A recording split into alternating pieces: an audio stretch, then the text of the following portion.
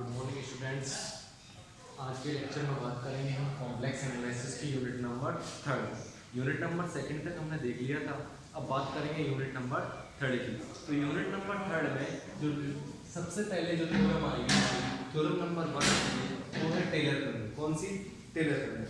Unit number third का ये lecture number first है, ठीक है। इसमें जो फर्स्ट थ्योरम है वो है टेलर प्रमेय। टेलर प्रमेय का कथन है प्रमाण दीजिए। इंपॉर्टेंट थ्योरम है, ये कई बार आ चुकी है, ठीक है। तो ध्यान से देखना इसको कि टेलर प्रमेय का कथन में प्रमाण दीजिए। टेलर प्रमेय का कथन में प्रमाण दीजिए ऐसे आ सकता है, या फिर आपको क्या दे सकता है, वो कथन दे सकता है, ठीक है। तो कथन देगा तो तीनों में से कुछ भी दे सकता है वो, क्या ये दे सकता है, ये दे सकता है, ये दे सकता है, तीनों ही आपको पता होने चाहिए, ठीक है। तब कथन देगा तो ये देगा, अगर कथन नहीं देता है तो आप तीनों में से कोई सा भी प्रूव कर दो, कोई सा भी प्रूव कर दो, ठीक है। तो कथन क्या है टेलर प्रमेय का? यदि एक फलन है fz, केंद्र है z0, त्रिज्या है r, त्रिज्या है r कैपिटल R, कि सर्किल के अंदर कैसा है भाई, ये विश्लेषिक फलन है। ये फलन fz एक सर्किल दिया हुआ है जिसका केंद्र है z0 और रेडियस कितनी है कैपिटल R, उसके अंदर कैसा है ये फलन, विश्लेषिक फलन है। तो हमें पता है कि C के अंदर प्रत्येक बिंदु Z पर, C के अंदर कोई बिंदु है Z, उसके प्रत्येक पॉइंट के लिए अगर मैं वैल्यू निकालना चाहूँ, अगर Z पॉइंट मानूं तो Z पॉइंट पर अगर फलन की वैल्यू निकालूं तो ये आनी चाहिए, ठीक है। f z0 plus f dash z0, z माने z0 plus f double dash z0 upon 2 factorial z माने z0 का स्क्वायर प्लस जो nवीं टर्म आएगी वो आएगी f n z0 upon n का फैक्टोरियल z माने z0 की होल पावर n, ठीक है। ये आना चाहिए। अगर इसे समेशन के रूप में लिखना चाहे तो आप ऐसे भी लिख सकते हैं, समेशन n बराबर 0 से इंफिनिटी fn z0 n का फैक्टोरियल z माइनस z0 की होल पावर n। इसको क्या मान लो आप, an मान लो, तो तीसरी फॉर्म ये हो जाएगी। तो तीन फॉर्म है टेलर श्रेणी की, आप ऐसे लिख सकते हो, ऐसे भी समेशन के रूप में लिख सकते हो और इसको an मान के भी लिख सकते हो, ठीक है। तो देखो कैसे प्रूव करेंगे। इसने खुद दिया हुआ है, एक सर्किल दे रखा है, क्या दिया हुआ है, एक सर्किल दे रखा है। तो पहले हम डायग्राम बनाते हैं इसका। एक सर्किल दिया हुआ है, सर्किल का केंद्र खुद कह रहा है वो कितना है भाई, z0 है, और इस सर्किल की रेडियस भी बता रखी है उसने, कैपिटल R है। ये सर्किल को मान लेता हूँ C, जिसकी डायरेक्शन एंटी क्लॉकवाइज होती है, ठीक है, जिसकी डायरेक्शन एंटी क्लॉकवाइज होती है। अब ये कह रहा है कि सर्किल के अंदर फलन fz कैसा है, विश्लेषिक है, फलन कैसा है, विश्लेषिक है, और इस z के प्रत्येक बिंदु पर ये वैल्यू आनी चाहिए। एक फलन, एक पॉइंट दिया हुआ है, एक पॉइंट दिया हुआ है z, कह रहा है कि सर्किल का कोई भी पॉइंट है z, तो मैंने मान लिया z इस सर्किल के अंदर है, तो उस सर्किल के इस पॉइंट पर z पर क्या वैल्यू दिखानी है, इसके बराबर दिखाना है, fz के बराबर, ठीक है। तो ये पॉइंट दे दिया इसने इस सर्किल के अंदर, कौन सा पॉइंट, z पॉइंट। अब ये z पॉइंट दे दिया है इस सर्किल के अंदर, तो मैं जो फलन लूंगा वो fz नहीं लूंगा, क्या नहीं लूंगा, fz नहीं लूंगा। क्यों नहीं लूंगा, क्योंकि ये z पॉइंट है, ये z पॉइंट इस C के अंदर है जो कि एक कांस्टेंट का काम कर रहा है, और जो मेरे को फलन के अंदर चाहिए वो एक वेरिएबल चाहिए जो कि C की बाउंड्री पर स्थित होना चाहिए। यहाँ पर तो ये z पॉइंट C के अंदर स्थित है, अगर अंदर स्थित है ये पॉइंट तो एक कांस्टेंट का काम करेगा, ना कि एक वेरिएबल का, ठीक है। अब मैं वेरिएबल मान लेता हूँ, इसकी बाउंड्री पर एक वेरिएबल मान लिया, कौन सा, स्मॉल t। तो हमारा फंक्शन होगा वो कौन सा होगा, fz नहीं होगी, कौन सा होगा, ft होगा, क्योंकि ft क्या आ चुका है, एक वेरिएबल है और वो इस सर्किल की बाउंड्री पर स्थित है। fz क्यों नहीं लिया, क्योंकि z इसलिए नहीं लिया क्योंकि z C के अंदर पॉइंट दिया गया था जो कि एक कांस्टेंट का काम कर रहा है, मेरे को एक वैल्यू चाहिए, एक वेरिएबल चाहिए, क्या चाहिए, एक वेरिएबल चाहिए, इसलिए t मैंने क्या मान लिया, इसकी बाउंड्री पर एक पॉइंट मान लिया, तुम्हारा फंक्शन हो गया ft। अब ये फंक्शन ft क्या दिया हुआ है, इस सर्किल के अंदर कैसा दे रखा है, विश्लेषिक दे रखा है। कौन से सर्किल के अंदर, z0 जिसका केंद्र है और r जिसकी रेडियस है, ठीक है। इतना लिखेंगे, जितना दिया हुआ है पहले उतना लिखते हैं। तो लिखेंगे माना फलन ft, माना फलन ft केंद्र z0, तथा त्रिज्या कैपिटल R के वृत्त सी पर, ये वृत्त सी पर कैसा है, विश्लेषिक है, विश्लेषिक। तब अगर मैं इस सर्कल का इक्वेशन लिखना चाहूं तो इस सर्कल का इक्वेशन कितना होगा, इस सर्कल का इक्वेशन आएगा, क्या लिखते थे हम, z माइनस जेड जीरो, वहां पर z वेरिएबल होता था, लेकिन अब यहाँ पर क्या लिखेंगे, t माइनस जेड जीरो, क्या लिखेंगे, t माइनस जेड जीरो। अब वेरिएबल कौन सा है, t है, बराबर कैपिटल R इसकी रेडियस हो जाएगी, ये सर्कल का इक्वेशन हो जाएगा। अब क्या कहता है भाई, ये कह रहा है कि z बिंदु c के अंदर स्थित है, ठीक है, z बिंदु c के अंदर स्थित है, c के अंदर z बिंदु है, ठीक है। मैं मान लेता हूं अपनी तरफ से कि z बिंदु की इस z0 पॉइंट से दूरी कितनी है, स्मॉल r, ठीक है, z0 पॉइंट से दूरी कितनी मान ली मैंने, स्मॉल r मान ली। तो देखो इसको भी लिखेंगे, तो माना z वृत्त c के अंदर, वृत्त C के अंदर इस प्रकार है कि, वृत्त C के अंदर इस प्रकार है कि, इस प्रकार है भाई, क्या माना है हमने कि उस z0 से पॉइंट की दूरी कितनी है, स्मॉल r है, और ये स्मॉल r इस कैपिटल R से छोटी है, ठीक है, कैपिटल R तो बाउंड्री तक है लेकिन ये यहां तक ही है, तो ये स्मॉल r कैपिटल R से छोटी है कि नहीं। तो हम यहाँ से लिख सकते हैं small r upon capital R की वैल्यू निकालना चाहूं तो कैसी आएगी भाई, एक से छोटी आएगी, इसको इसके नीचे लेके आ गया। तो इक्वेशन नंबर नाम दिया मैंने इसको, इक्वेशन नंबर फर्स्ट, क्या नाम दिया इसको, इक्वेशन नंबर फर्स्ट, ठीक है।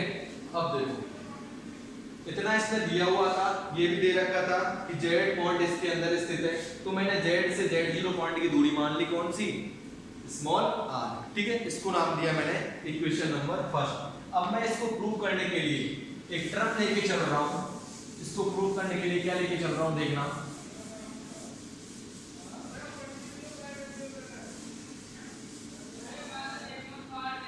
इसको प्रूव करने के लिए मैं लेके चल रहा हूं तब 1 अपॉन t माइनस जेड लेके चल रहा हूं, क्या लेके चल रहा हूं, 1 upon t minus Z, 1 upon t minus Z लेके चल रहा हूं। इसको मैं लिख सकता हूं कुछ ऐसा, z0 के रूप में t माइनस z0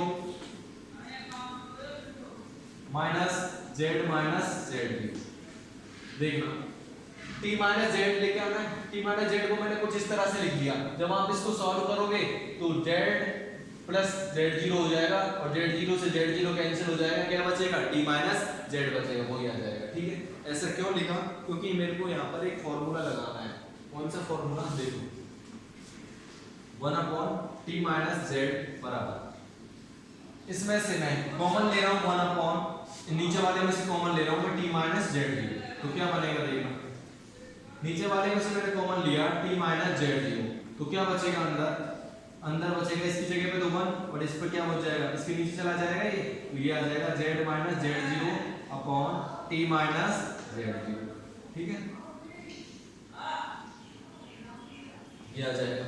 चूंकि फॉर्मूला है होता है 11th क्लास का है, कौन सा फॉर्मूला है भाई, एक फॉर्मूला है कि आप अगर 1 माइनस अल्फा की पावर माइनस 1, इसको लिख सकते हैं 1 अपॉन अल्फा की पावर 1, 1 अपॉन 1 माइनस अल्फा की पावर 1, माइनस 1 ऊपर जाके तो नीचे आके प्लस 1, ठीक है। अगर इस प्रकार से लिखा हुआ तो इसे लिख सकते हैं 1 plus alpha square plus alpha की power n minus 1 plus alpha की power n upon 1 minus alpha.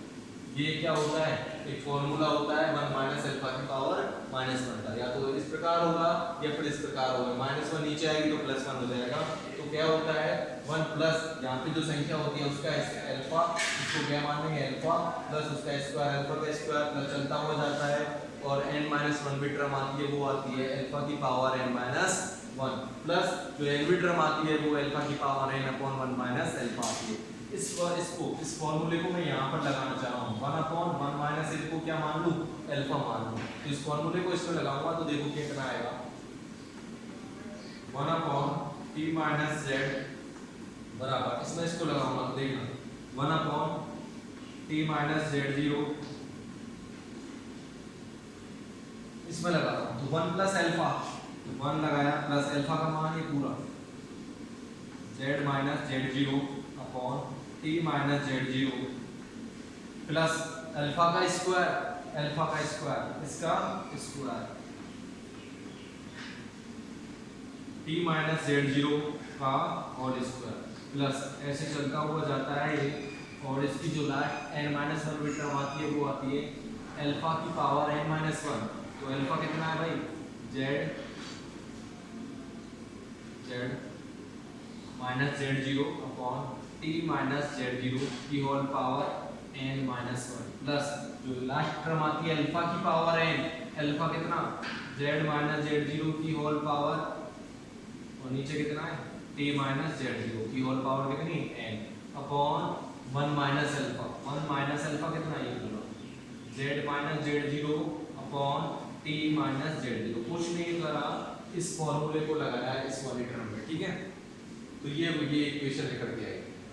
तो ये आया है। अब मैं क्या कर रहा हूँ, इस 1/t माइनस जेड जीरो का इसमें अंदर मल्टीप्लाई कर रहा हूँ। इसमें अंदर मल्टीप्लाई करूंगा तो देखना कितना आएगा।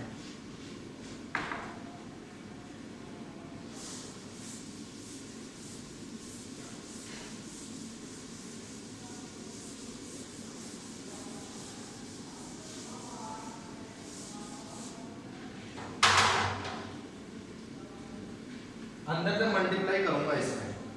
जब मल्टीप्लाई करूंगा इसमें तो देखना कितना लेकर के आएगा। एलएचएस में तो यही चलेगा 1/t माइनस जेड बराबर इस 1 के साथ में करेंगे इसका, तो क्या लेकर के आएगा 1/t माइनस जेड जीरो, ठीक है, प्लस का। अब देखना इस 1/t माइनस जेड जीरो का इसके साथ में करेंगे तो जेड माइनस जेड जीरो ऊपर और नीचे कितना हो जाएगा, स्क्वायर हो जाएगा। ऊपर तो केवल जेड माइनस जेड जीरो और नीचे कितना t माइनस जेड जीरो का स्क्वायर हो जाएगा। अगली टर्म आएगी तो जेड माइनस जेड जीरो का स्क्वायर आएगा और नीचे कितना आएगा t माइनस जेड जीरो का होल क्यूब हो जाएगा, ठीक है। ऐसे ही चलता हुआ जाएगा। अगर मैं इसकी n माइनस वन की टर्म लिखूंगा तो कितनी आएगी, ध्यान से देखना 1/t माइनस जेड जीरो, और ये तो ऊपर तो ये आ जाएगा जेड माइनस जेड जीरो की whole power n minus one, ऊपर तो ये आ जाएगा जेड माइनस जेड जीरो की whole power n minus one, और नीचे भी जेड माइनस जेड जीरो की whole power n minus one है, लेकिन प्लस वन ये रहेगी। तो -1 से +1 कैंसिल हो जाएगी, केवल कितना बचेगा n बचेगी। कितनी बचेगी, केवल n बचेगी, ठीक है। तो t माइनस जेड जीरो की होल पावर कितनी n प्लस। अब देखना इस वाली टर्म में, देखना इस वाली टर्म को जब सॉल्व करेंगे तो इस वाली टर्म को मैं नीचे सॉल्व करके बता देता हूँ कितना आ रहा है। जेड माइनस जेड जीरो की होल पावर n और नीचे कितना भी आएगा t माइनस जेड जीरो की होल पावर n। जब नीचे वाले को सॉल्व करके नीचे एलसीएम कितना देगा, ये नीचे एलसीएम देगा t माइनस जेड जीरो, और जब t माइनस जेड जीरो इधर पहुंचेगा और इधर तो है ही, तो माइनस जेड प्लस का जेड जीरो से जेड जीरो कितना बचेगा t माइनस जेड।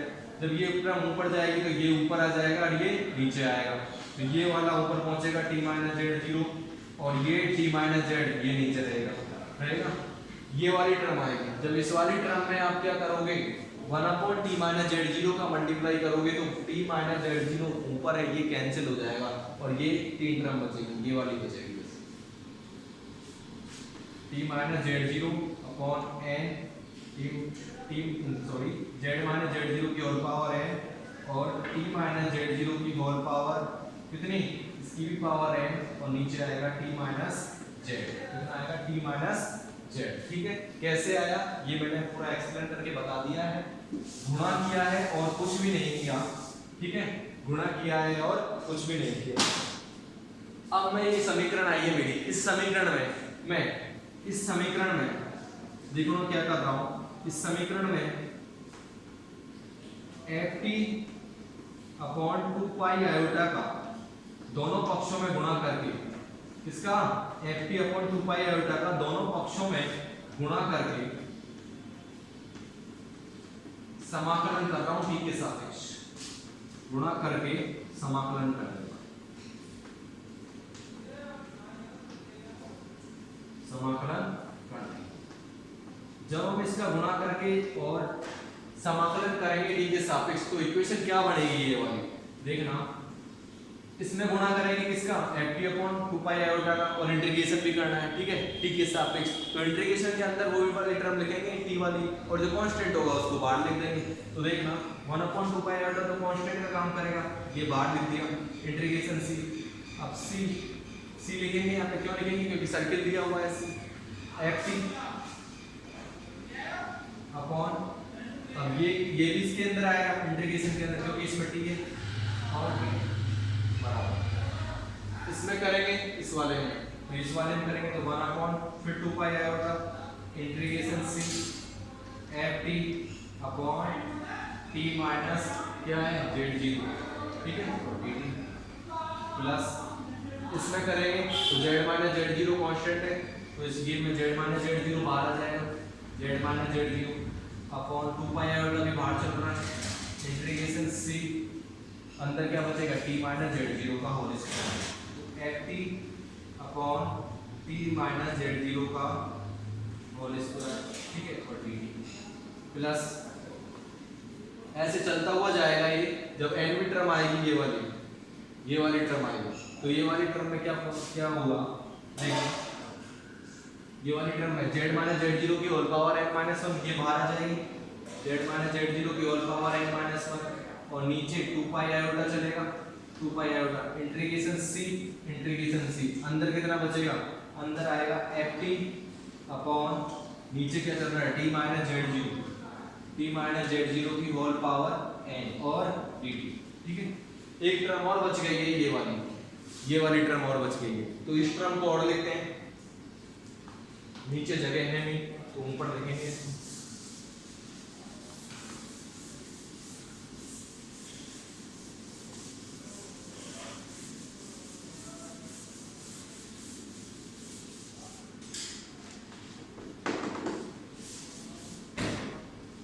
इस वाली टर्म में और बच रहा है, तो इस वाली टर्म में तो ऊपर जेड माइनस जेड जीरो की होल पावर है तो बाहर आ जाएगा, प्लस लगा के लिख देता हूं मैं, और 2 पाई आयोटा भी बाहर चल रहा है, ठीक है, इंटीग्रेशन सी इंटीग्रेशन के अंदर ये रहेगा और ये रहेगा, ठीक है, दोनों रहेंगे, तो F T upon T minus Z zero की होल पावर एन और टी माइनस जेड और टी टी, ठीक है, ये इक्वेशन आ चुकी है। अब इस इक्वेशन को नाम दे देते हैं इक्वेशन नंबर 2, इक्वेशन नंबर 1 दिया था पहले, इक्वेशन नंबर 2 इस इक्वेशन को नाम देते हैं। अब देखना, चूंकि हमारा जो फलन है वो सी के अंदर कैसा दिया है, विश्लेषिक दिया है, हमारा फलन सी के अंदर विश्लेषिक फलन दिया हुआ है। अब विश्लेषिक फलन दिया हुआ है, सी के अंदर फलन विश्लेषिक दिया है और जेड पॉइंट सी के अंदर है और जेड जीरो पॉइंट भी सी के अंदर है, ठीक है, दोनों पॉइंट सी के अंदर है, तो मैं दोनों पॉइंटों के लिए क्या कर सकता हूं, कोशी समाकल फॉर्मूला लिख सकता हूं, दोनों पॉइंटों के लिए लिख सकता हूं, जेड पॉइंट के लिए लिख सकता हूं और जेड जीरो पॉइंट के लिए लिख सकता हूं, दोनों पॉइंट इस सर्किल के अंदर स्थित है। तो ऐसा क्यों कर रहा हूं, क्योंकि मैं यहाँ पर फॉर्मूला बनेगा, ये में फॉर्मूला बनेगा जेड पॉइंट पर और ये फॉर्मूले बनेंगे जेड जीरो पॉइंट पर, ठीक है, तो फॉर्मूले बनेंगे, तो मैं यहाँ पर पहले कोशी समाकल फॉर्मूला लिखता हूं, लिखेंगे अतः फलन एफ टी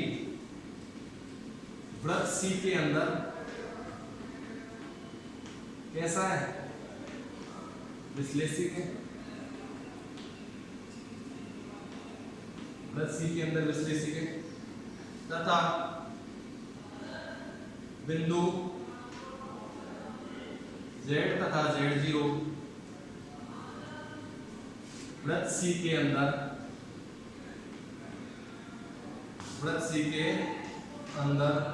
स्थित है। तब दोनों पॉइंटों के लिए कोशी समाकल फॉर्मूला लगा सकता हूं, लगाएंगे तब कोशी समाकल सूत्र से,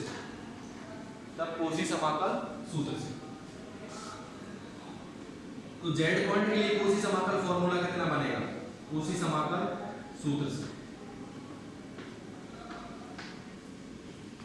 तो ये वाला फॉर्मूला जेड के लिए बन रहा है, अब ये वाला फॉर्मूला जेड के लिए बन रहा है, तो अगर एफजेड की वैल्यू निकालो तो कितना देगा ये 1/2 पाई आयोटा इंटीग्रेशन सी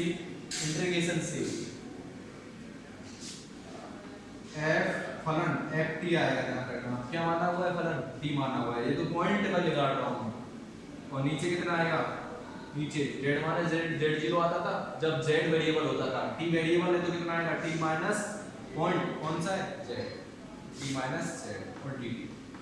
ठीक है, ये इक्वेशन हो गया कौन सा, इक्वेशन नंबर 3। अगर मैं z0 पॉइंट पर लिखूं उसी समाकल फॉर्मूला तो क्या लिखूंगा f, क्योंकि z0 पॉइंट पर तो क्या है n तक जा रहा है, कहां तक जा रहा है n तक जा रहा है, तो मैं सीधा ही n का लिख लेता हूं फॉर्मूला, वहां पर n का मान रख दूंगा और सारी वैल्यू निकाल दूंगा।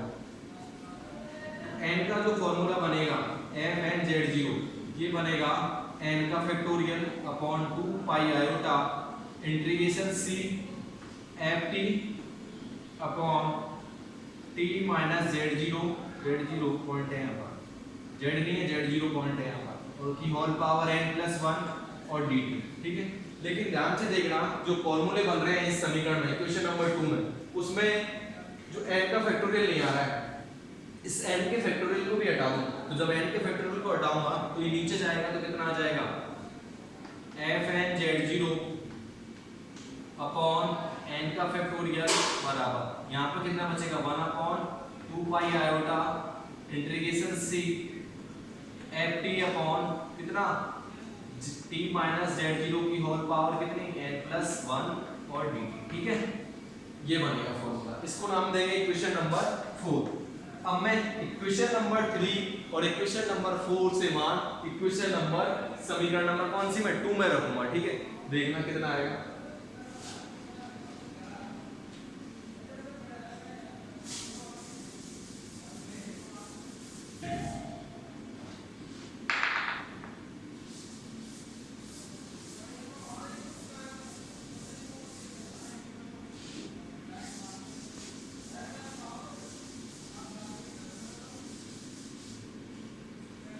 समीकरण 3 व 4 से मान समीकरण नंबर 2 में है। समीकरण 3 एंड 4 से मान समीकरण नंबर 2 में रखने को।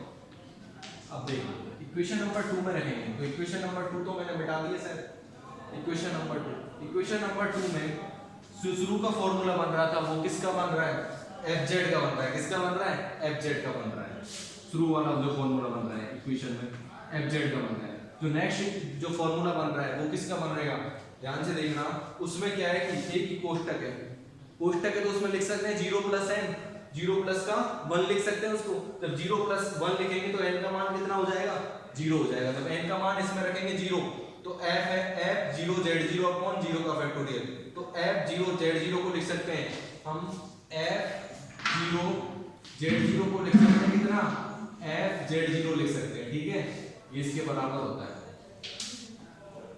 और नीचे 0 का फैक्टोरियल 1 आ जाएगा। ठीक है, तो जो फॉर्मूला बनेगा नेक्स्ट वाला वो ये बनेगा, तो f0 z0।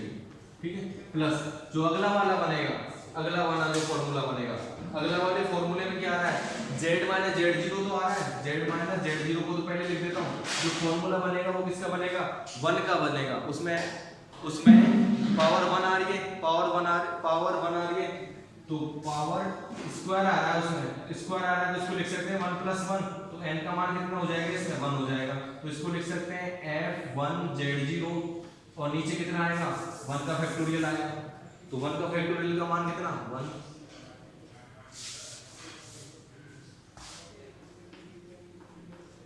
ठीक है, और जो अगली टर्म बनेगी वो ये बनेगी z माइनस z0 का स्क्वायर और f2 z0 अपॉन 2 का फैक्टोरियल,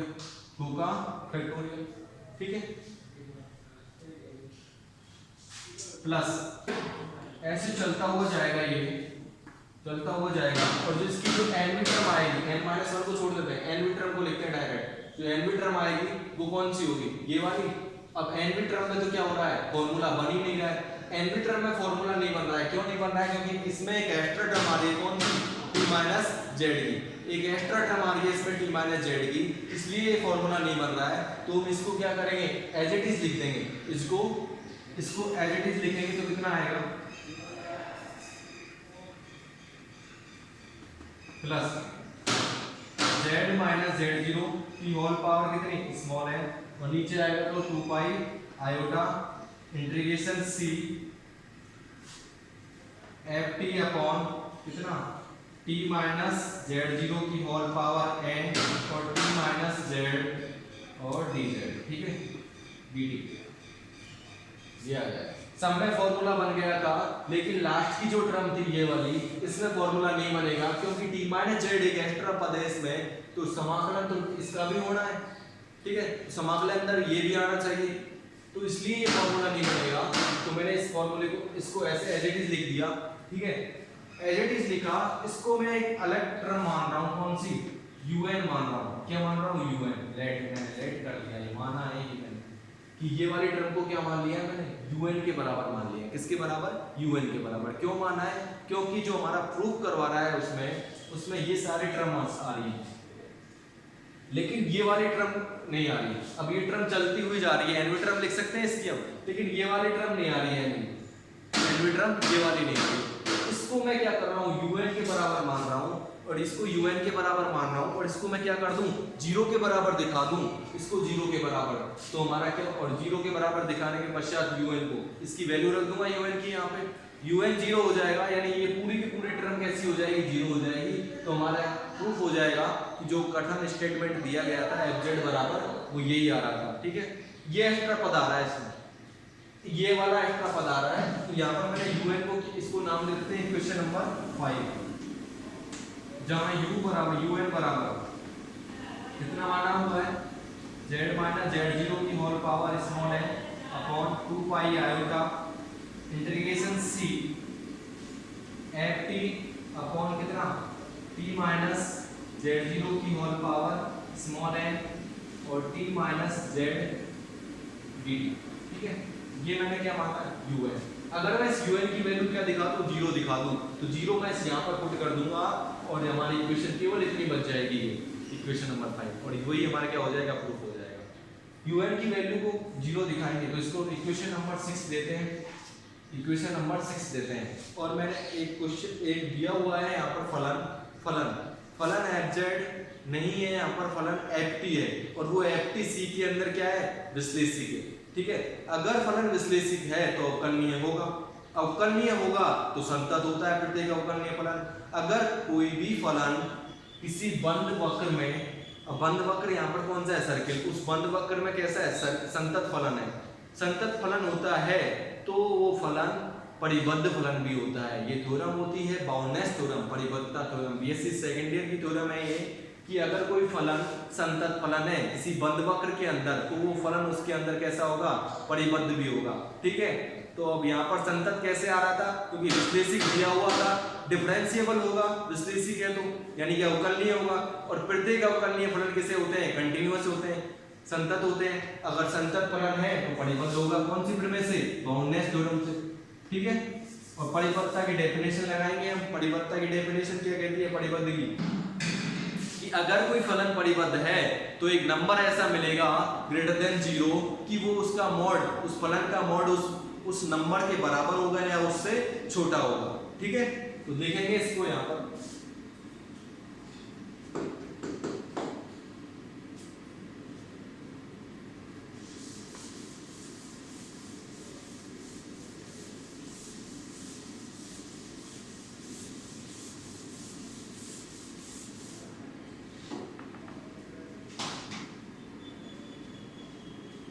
चूंकि फलन ft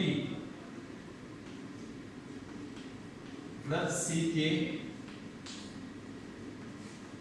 अंदर विश्लेषिक है, अतः यह फलन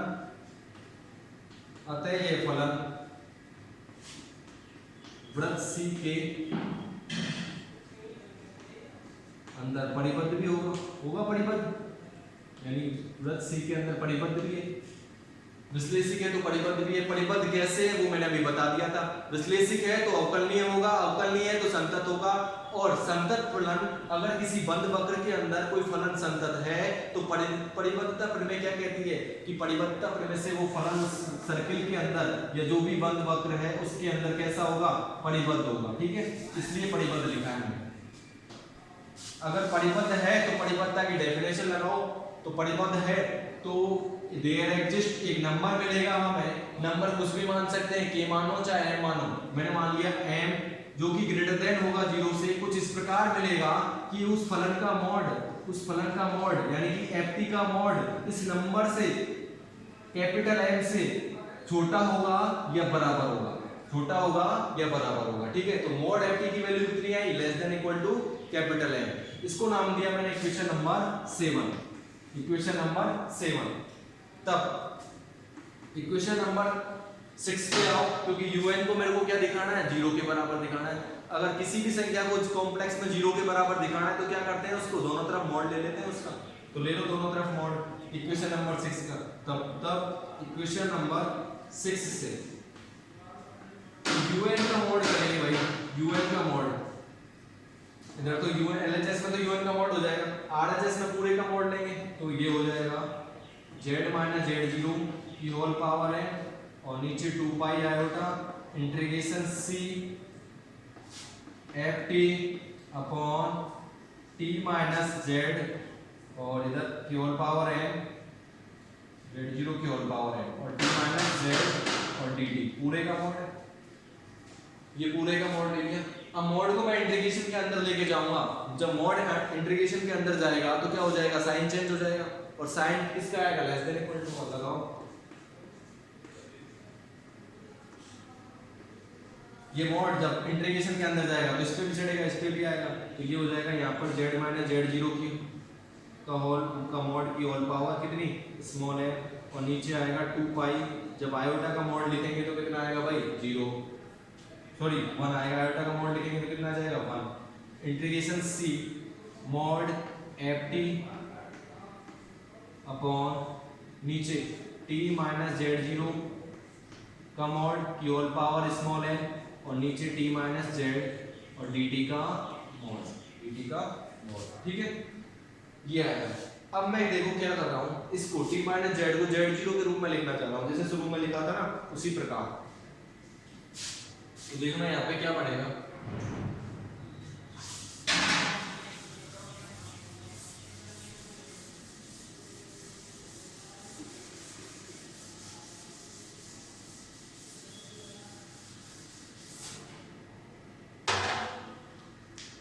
इसको t माइनस z को कुछ इस प्रकार से लिख रहा हूं मैं, un का less than equal to z minus z0 का मॉड की होल पावर है, नीचे आएगा 2 pi integration c mod ft upon t minus z0 का मॉड की होल पावर स्मॉल है। t माइनस z को लिख रहा हूं मैं t minus z0 minus z0। ठीक है, इस प्रकार मैंने शुरू में लिखा था और dt का इसको इस प्रकार लिख दिया। ठीक है, जब आप इसको सॉल्व करोगे तो वही d माइनस z आ जाएगा, z0 से z0 इसमें कैंसिल हो जाएगा।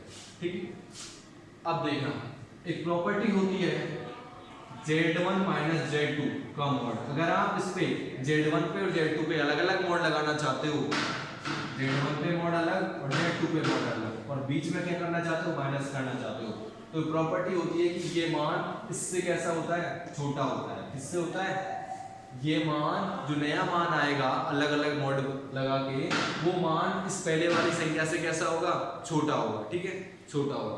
इसी प्रॉपर्टी को मैं इस पे लगाना चाह रहा हूँ, इसको मान रहा हूँ z1, इसको मान रहा हूँ z2। तो ध्यान से देखना कितना आएगा, un का mod less than equal to z minus z0 की whole power small n upon 2 pi integration c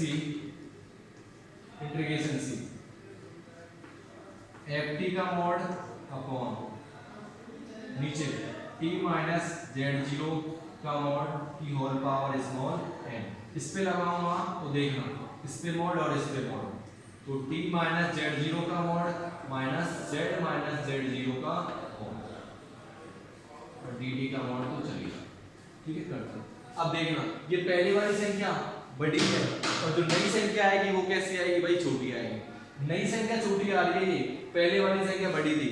अब छोटी संख्या का भाग इस संख्या में दोगे, छोटी संख्या का भाग छोटी संख्या का भाग इसमें दोगे तो पूरी की पूरी जो संख्या निकलेगी वो एक बड़ी संख्या निकलेगी। कहीं पर भी किसी संख्या में बड़ी संख्या का भाग देखो तो छोटी संख्या आती है, लेकिन जब छोटी संख्या का भाग दोगे छोटी संख्या का तो पूरी संख्या निकल के आएगी। वो कैसे निकल के आएगी, एक बड़ी संख्या निकल के आएगी। तो साइन इसका लग रहा है बड़ा का ही लग रहा है, इसकी तरफ भी खुल रहा है साइन। ठीक है, तो साइन क्या रहेगा, यही रहेगा, साइन में कोई चेंजिंग नहीं आएगी।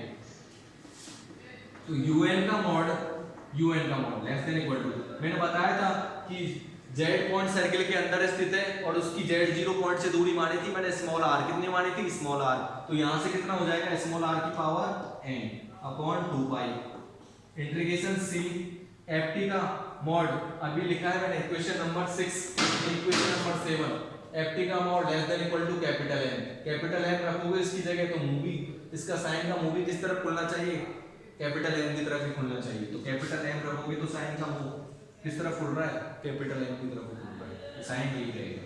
t माइनस z0 एक बाउंड्री पर पॉइंट माना था t, उसकी z0 पॉइंट से दूरी कितनी थी r, यानी त्रिज्या का मान कितना देना है, कैपिटल R की होल पावर n। इस पे आओ, t minus z0 capital R और z minus z0 small r और dt का सारे के सारे कांस्टेंट है। t के सापेक्ष इंटीग्रेशन हो रहा है, जो कांस्टेंट है उसको बाहर ले दो। ये आएगा un का mod less than equal to small r की whole power n 2 pi m upon r की पावर n और capital R minus small r integration c dt का मॉड। ठीक है, ये आएगा। इसका मान कितना होता है, इंटीग्रेशन c dt का मॉड, इसका मान होता है वक्र c की लंबाई।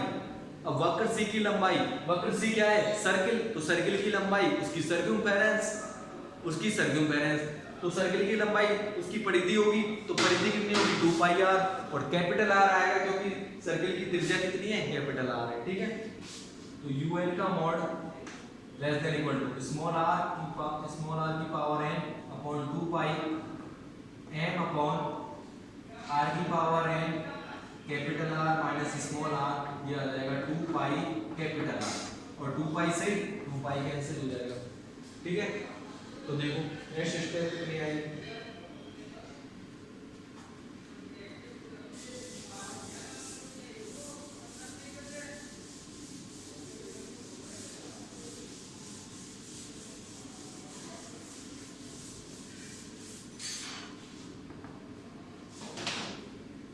नेक्स्ट स्टेप आएगी वो ये आएगी un का mod less than equal to, देखना r की पावर n स्मॉल r की पावर n और नीचे कैपिटल R की पावर n, दोनों को पावर एक में लिख सकता हूं, small r upon capital R की होल पावर n। ऐसा क्यों लिखा, देखना, और ऊपर है m और नीचे है small r minus small r और ऊपर एक कैपिटल R भी बचा हुआ। ठीक है, नीचे वाले से इस वाले से जो यहाँ पर r माइनस स्मॉल r है, इसमें से मैं कैपिटल R कॉमन ले रहा हूँ। जब कैपिटल R कॉमन लूंगा तो इस जगह बचेगा 1 minus small r upon capital R। कितना बचेगा, small r upon capital R। ऐसा क्यों किया, क्योंकि r से r कैंसिल हो जाएगा, तो un less than equal to small r की पावर कैपिटल R की होल पावर स्मॉल n और m upon 1 minus small r upon capital R। मेरे को un की वैल्यू 0 दिखानी थी लेकिन 0 नहीं आई, कितनी आई, ये वाली आई। तो 0 करूंगा मैं un की वैल्यू, तो 0 करने के लिए इसमें मैं दोनों तरफ लिमिट ले रहा हूं, limit n tends to infinity ले रहा हूं इसमें, क्योंकि मेरे को un की वैल्यू क्या दिखानी है, 0 दिखानी है। और un की वैल्यू 0 दिखा के जहां un माना था मैंने इक्वेशन नंबर 5 में, वहां पर मैं un बराबर 0 रख दूंगा। जो लास्ट की टर्म है वो 0 हो जाएगी, जो बची टर्म है वही हमारा क्या होगा, जो स्टेटमेंट होगा सिद्ध करवा रहा है वही आ जाएगा। ठीक है, तो un को 0 दिखाने के लिए इसमें दोनों तरफ क्या ले रहा हूं भाई, दोनों तरफ लिमिट ले रहा हूं, limit n tends to infinity. जब limit n tends to infinity लूंगा तो लिमिट यहां पर तो LHS में ये बनेगा और RHS में कितना आएगा, limit n tends to infinity small r upon capital R की होल पावर कितनी स्मॉल n और m upon 1 minus small r upon capital R, ये आएगा। ठीक है, अब देखना LHS तो यही रहेगा un, यहां पर small r upon capital R, equation number 1 दिया था मैंने, इसका मान 1 बताया था, कितना बताया था, इसका मान 1 से छोटा बताया था, इसका मान 1 से छोटा। जब आप इसका मान 1 से छोटा लोगे और n टेंड्स टू इंफिनिटी करोगे तो 1 से छोटे मान की पावर इंफिनिटी, 1 से छोटे मान की पावर इंफिनिटी लगभग 0 की ओर जाएगी, ये वैल्यू लगभग 0 की ओर जाएगी। तो लगभग 0 की ओर जाएगी तो पूरी की पूरी टर्म को क्या कर देगी, ये 0 कर देगी।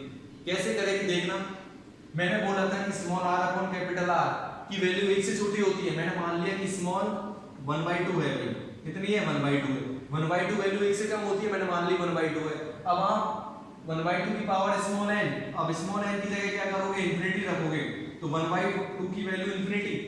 अब 1/2 का वैल्यू इंफिनिटी का मतलब है कि ये कितनी बार लिखा हुआ है, इंफिनिटी बार लिखा हुआ है, चलता ही जा रहा है, पता नहीं कहां तक जाएगा।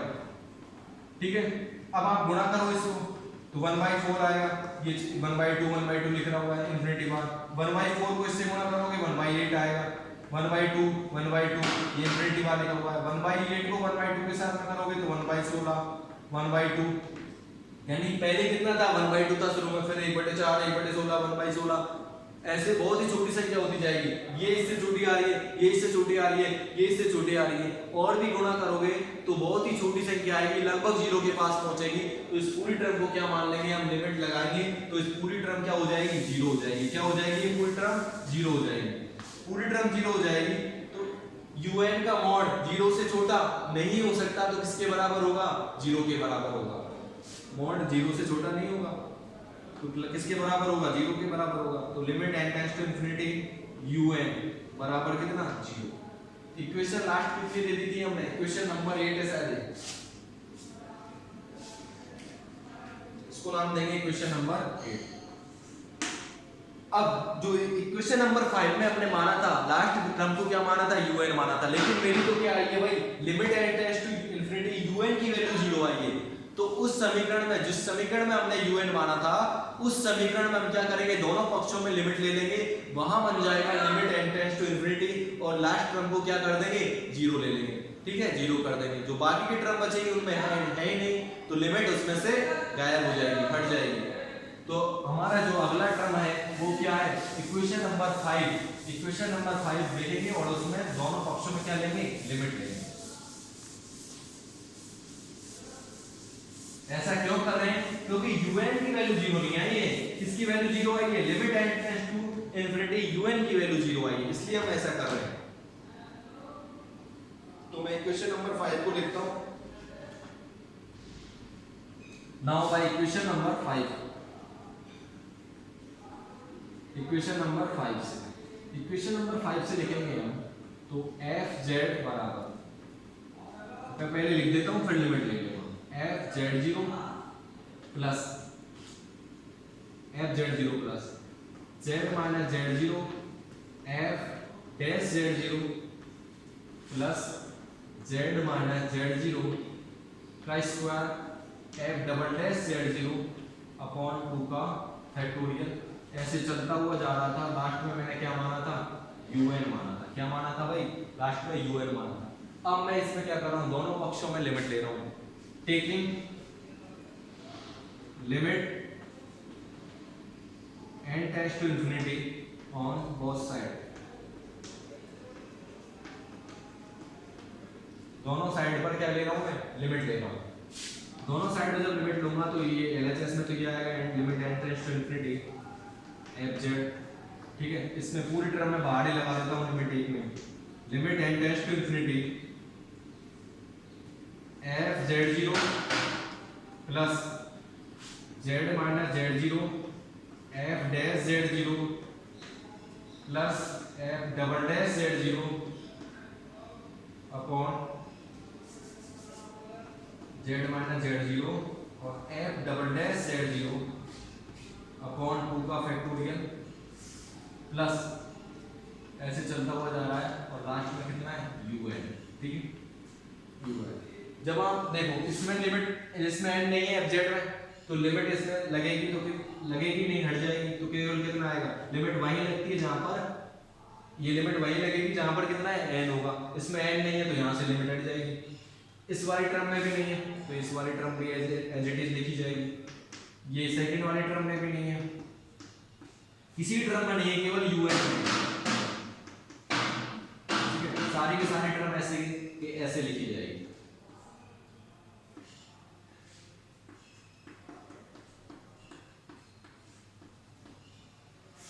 यूएन में जाके लिखेंगे तो लिमिट इसमें एन है तो इसमें क्या करेगी, लिमिट लगेगी, limit n tends to infinity u n. ठीक है, इसका मान कितना हो जाएगा भाई, 0 हो जाएगा। इससे इक्वेशन नंबर 8 से, ठीक है, इसका मान 0 हो जाएगा तो क्या बचेगी इक्वेशन, fz बराबर fz0 plus z minus z0 और f dash z0 plus z minus z0 का स्क्वायर और f double dash z0 upon 2 का फैक्टोरियल, प्लस ऐसे चलता हुआ जाएगा, ये चलता हुआ जाएगा। ये तो 0 हो गया। इसकी अगर एनवी टर्म लिखना चाहूँ मैं, इसकी एनवी टर्म लिखना चाहूँ तो कितनी आएगी, इसकी एनवी टर्म कितनी आएगी, इसी सीरीज में बताना है, इसी सीरीज में चलती हुई जाएगी।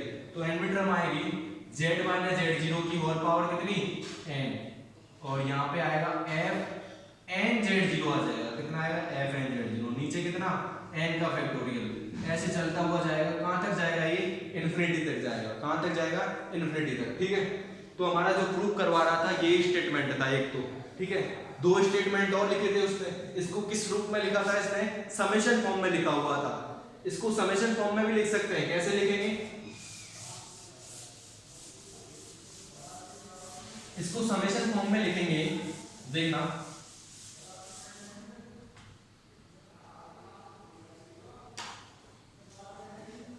fz बराबर समेशन फॉर्म में लिखेंगे तो n बराबर 0 से infinity fn z0 upon n का फैक्टोरियल।